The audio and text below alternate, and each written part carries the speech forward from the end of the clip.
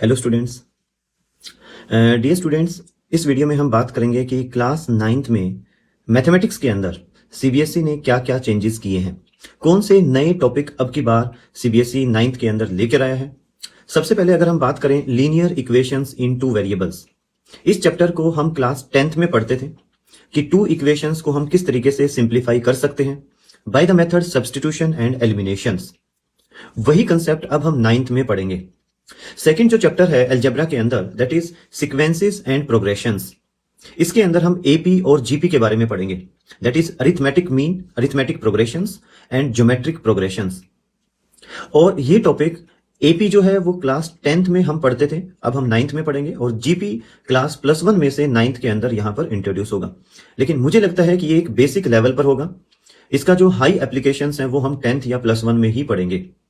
Second next जो chapter है, एक नया चैप्टर सीबीएसई ने पुट किया है। पहले हम एक चैप्टर करते थे 9th क्लास के अंदर, हीरोन्स फॉर्मूला।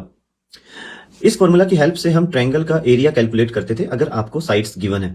अब इसी चैप्टर की जगह चैप्टर का जो नेम है वो है area and perimeter, area and perimeter. अब ट्रायंगल के साथ साथ आप डिफरेंट 2Ds, 2 डायमेंशनल फिगर्स के एरिया और पेरीमीटर कैलकुलेट करेंगे, और मुझे नहीं लगता कि ये भी बहुत हाई लेवल का रहेगा। एरिया और पेरीमीटर का जो कंसेप्ट है वो आपका 7th और 8th क्लास में भी आपने किया है। उसके बाद लास्ट जो चैप्टर है that is probability. Probability chapter पहले भी 9th क्लास में था, लेकिन बीच में जब सीबीएसई ने कोरोना के बाद कुछ सिलेबस रिड्यूस किया था, उस टाइम प्रोबेबिलिटी चैप्टर को वहां से डिलीट किया था, और अब आप दोबारा प्रोबेबिलिटी चैप्टर यहां पर पढ़ेंगे, जो कि बहुत आसान चैप्टर है एंड इट्स वेरी इंपॉर्टेंट, क्योंकि प्रोबेबिलिटी चैप्टर क्लास 10th में भी आपको मिलेगा, क्लास +1 में भी मिलेगा, और +2 के मैथ्स के अंदर भी आपको पढ़ने को मिलेगा। तो ये कुछ मेजर चेंजेस हैं। पहले जो टोटल जो चैप्टर्स हैं 9th क्लास के अंदर वो टोटल 12 चैप्टर्स थे, और अब जो नई बुक सीबीएसई लेकर आएगा उसके अंदर आपको टोटल 15 चैप्टर्स यहां पर मिलेंगे।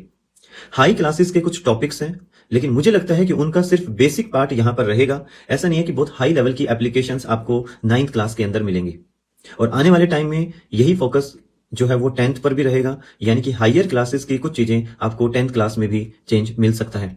और इसी तरीके से सीबीएसई आने वाले टाइम में 10th में, उसके बाद +1 में, और उसके बाद +2 में भी चेंज करेगा।